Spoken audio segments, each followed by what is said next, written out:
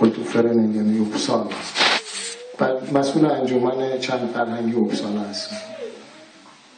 Den föreningen bildats nästan 4 år sedan. این انجمن حدود 4 سال پیش تشکیل شد.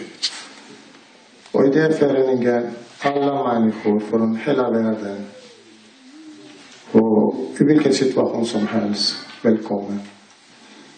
Det är en mångfald förening. این انجمن درش بده همه بازی از هر کشوری و با هر شکل شمالی همه خوش آمد. چند تا نکته خدمت شما بگم. اینکه در مرحله اول این انجمن در عرض این مدت حتی 1 کرون نه از کمون نه از دولت از هیچ جا کمک نگرفت. I det här 4 år vi har inte tagit en enda krona från någonstans, kommunen eller landstinget. Ingen. Det står på våran vän.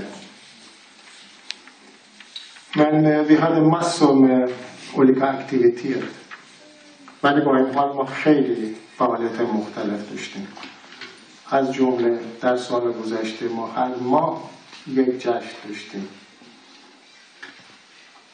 Vi hade massor med aktiviteter fast vi fick inte en enda krona. Vi hade minst 6 fester det här året. Och vi hade kulturnatten. Vi var den enda gruppen som kunde ha 12 timmar live musik på kulturnatten med 6 timmar. ما تنها انجمنی بودیم که 12 ساعت برنامه زنده داشتیم و 6 تا چادر داشتیم. ما برنامه‌های مختلفی اجرا کردیم. همین هفته گذشته در پویسی اوتان گرنس دوستای ما برنامه اجرا کردن. در فیلم فستیوال اوپسالا برنامه اجرا کردن. Våran grupp spelade musik på Poesi utan gräns i söndags i stadsbiblioteket. Och vi deltog i filmfestivalen för 2-3 veckor sedan. Vi hade den här nyårsafton också och massor med andra. Men en av viktigaste som vi har börjat, det var en poesikväll. یکی جنبه خیلی مهمی که ما شروع کردیم شب شعر هست. به دلیل اینکه ما فکر میکنیم که نمیتونیم بگیم شب شعر فارسی بعد رودکی رو بکنیم. من عمدن کتاب رودکی رو برای اولین بار در یک نوروز گذاشتم روی میز. حافظ نذاشتم و قرآن هم نذاشتم چون اولین شاعر فارسی بود رودکی بود و ما اگر بخوایم بگیم شب شعر ایرانی و رودکی رو بکنیم مثلا با منطق جور در نمیاد چون رودکی اصلا پاش رو این طرف نگذاشت. Vi har börjat en poesigrupp, litteraturgruppen. Och i den litteraturgruppen vi tänker att Iran, Afghanistan och Tadzjikistan vi har samma språk. Kanske lite dialekt. Men dialektskillnaden även i Iran är mer numera än dialektskillnaden mellan iranier och afghaner.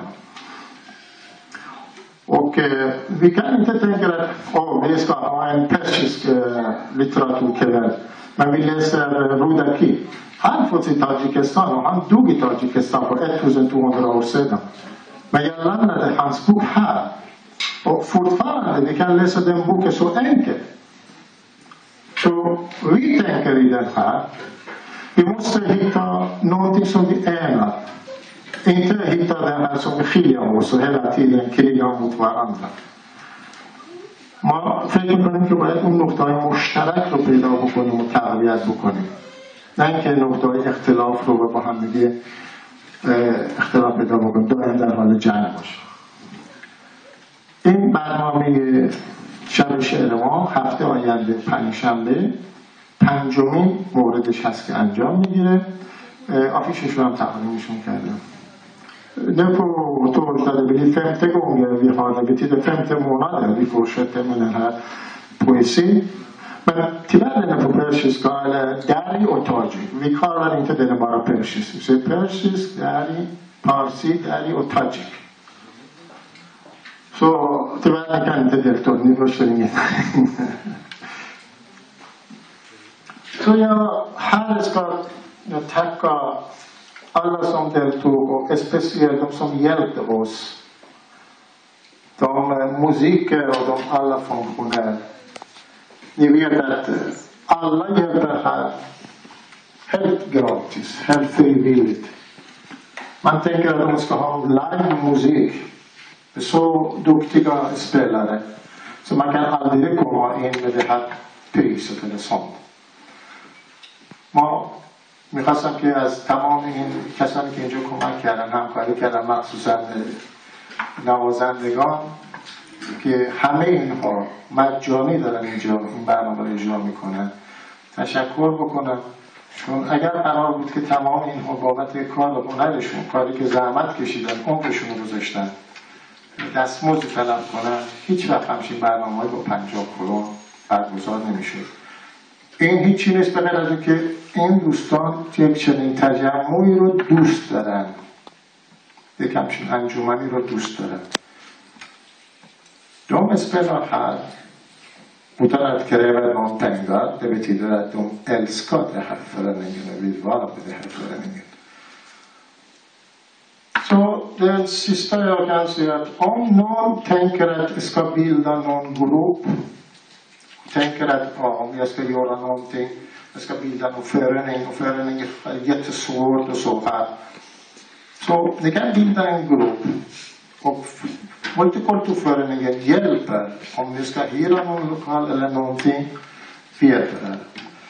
Jag ska en gång till tacka alla för att ni har kommit och önskar gott nytt år.